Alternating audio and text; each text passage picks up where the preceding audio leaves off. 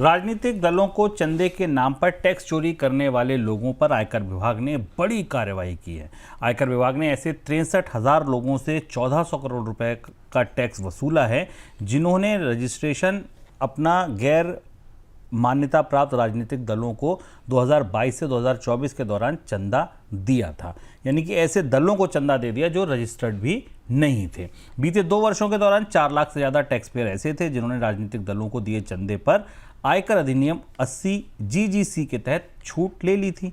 आयकर विभाग को इन्हीं लोगों पर शक था और कार्रवाई के बाद इनमें से कई लोगों से वसूली भी हुई है। सर, ये अपनी तरह का एक और नया मामला है कि राजनीतिक दल भी शायद अपने आप ही बना लिया होगा और उसी को चंदा दे दिया। शक कैसे हुआ और क्या लगता है आपको आयकर विभाग अब और क्या टटोलेगा? आयकर विभाग के पास जब 80 GGC के रिटर्न पहुंचे तो करीब 3,264 के आसपास ऐसी नॉन रजिस्टर्ड पॉलिटिकल पार्टीज पाई गई जिन्हें चंदा दिया गया था। राजनीतिक दलों को चंदे पर टैक्स की छूट मिलती है, लेकिन वो छूट रजिस्टर्ड पॉलिटिकल पार्टीज के लिए है। और तब राज्यों में छोटे चुनावों के लिए दल बनाए गए और लोगों ने उनको चंदा दिया और इनकम टैक्स रिटर्न में उसका क्लेम 80 GGC के तहत हासिल किया। ये मामला काफ़ी बड़ा हो गया। करीब ऐसा पता चला कि 2021 में 10,000 करोड़ रुपए से ऊपर की इलेक्टोरल फंडिंग इस रास्ते से की गई 2023 और 2024 के दौरान जो पता चला।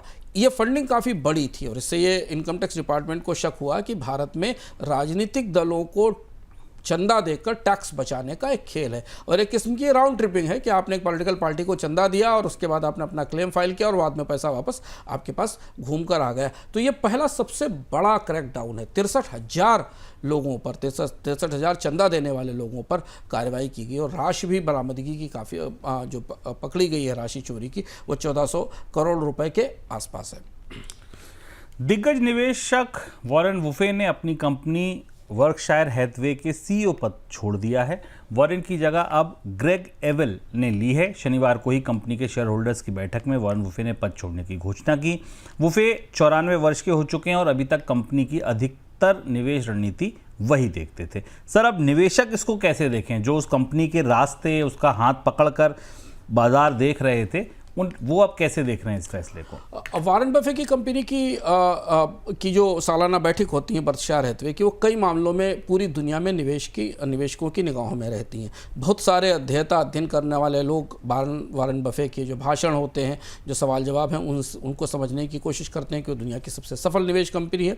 दूसरी तरफ उनकी टिप्पणियाँ बाजार के भविष्य के लिए महत्वपूर्ण होती हैं और इस बार की बैठक तो इसलिए भी ज़्यादा बड़ी खबरों में हो गई कि वॉरेन बफे ने अब अपने आप को रिटायर करने का फैसला किया और अपने उत्तराधिकारी की घोषणा कर दी जो इस साल कंपनी का पद संभालेंगे। कैश रिजर्व ह्यूज है वॉरेन बफे के पास, लेकिन उन्होंने जो टिप्पणी की वो सबसे महत्वपूर्ण टिप्पणी जिस पर कल सबकी निगाहें थी वो थी डोनाल्ड ट्रंप के टैरिफ को लेकर। और उन्होंने ये कहा कि टैरिफ उनकी सीधी टिप्पणी थी कि टैरिफ ने बाजारों को भी निराश किया है और बाजार में भरोसे का और विश्वसनीयता का संकट पैदा किया है।